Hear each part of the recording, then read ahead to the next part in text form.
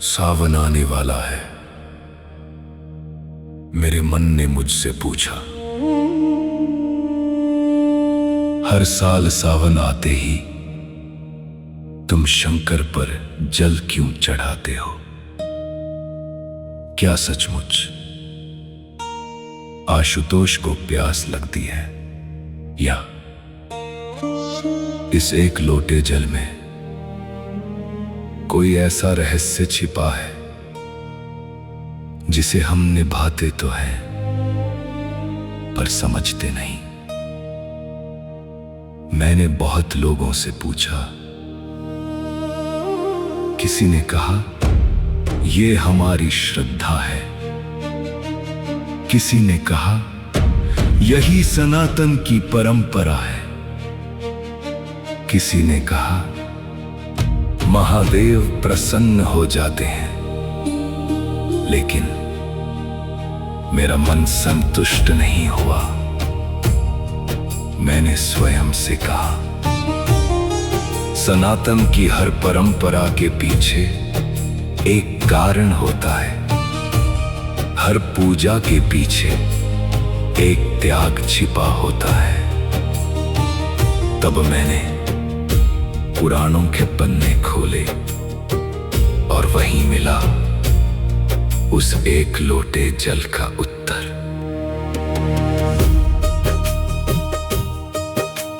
याद करो वो समय जब देव और दानव समुद्र मंथन कर रहे थे।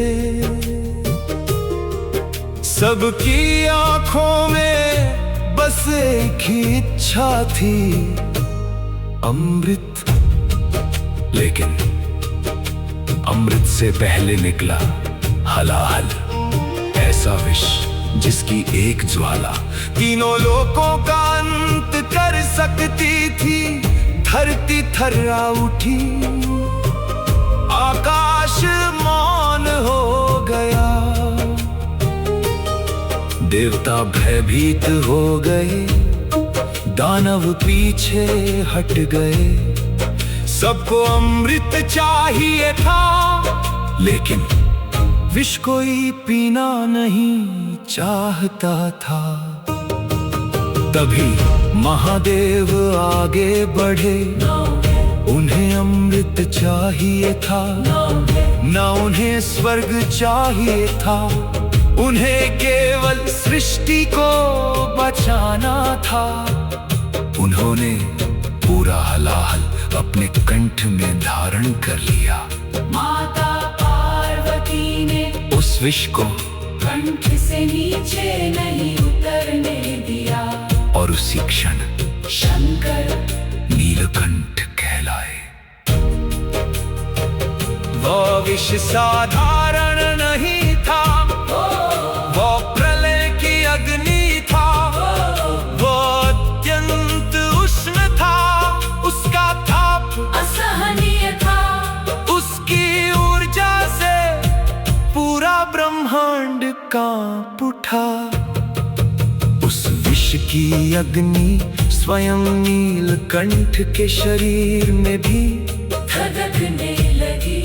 फिर भी उन्होंने अपनी पीड़ा अपने भीतर ही रखी, ताकि दुनिया मुस्कुराती रहे।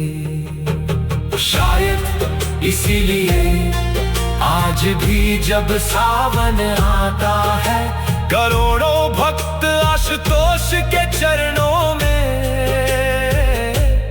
एक लोटा जल चढ़ाते हैं। गंगा जल अर्पित करते हैं, दूध चढ़ाते हैं, बेलपत्र समर्पित करते हैं। ये इसलिए नहीं कि भोलेनाथ को जल की आवश्यकता है, ये इसलिए भी नहीं कि उन्हें दूध प्रिय है, ये इसलिए है कि जिसने पूरे ब्रह्मांड की रक्षा के लिए विष की अग्नि अपने कंठ में रोक ली। हम अपनी श्रद्धा से उस दिव्य ताप को शीतल करने का एक प्रतीक अर्पित करते हैं। ये जल सिर्फ जल रही है। ये पूरी मानवता की ओर से महादेव को कहा गया एक महान धन्यवाद है। फिर मानो नीलकंठ मुस्कुरा कर कह रहे हो, तुम मुझ पर जल चढ़ाते रहना, मैं तुम्हारे जीवन से हर गरल हरता रहूंगा। तुम अपने आंसू मेरे हवाले कर देना, मैं उन्हें धैर्य में बदल दूंगा।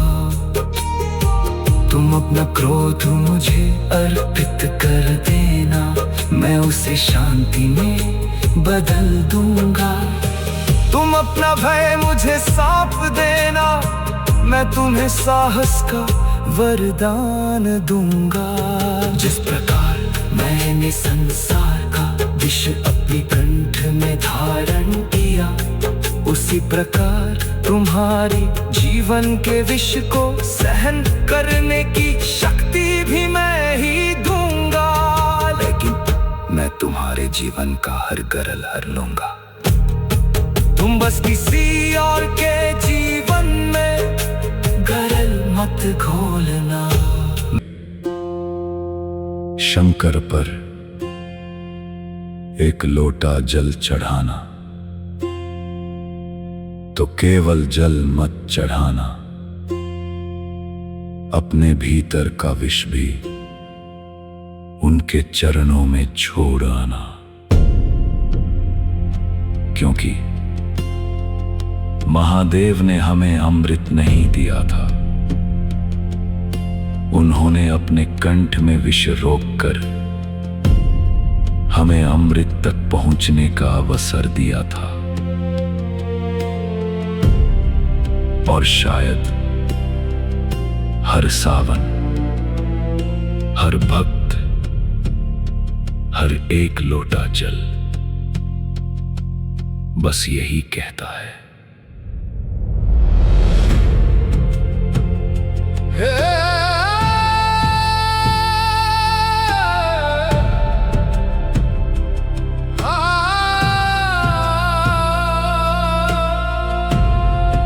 हे आशुतोष, हम आपके त्याग का ऋण कभी नहीं चुका सकते,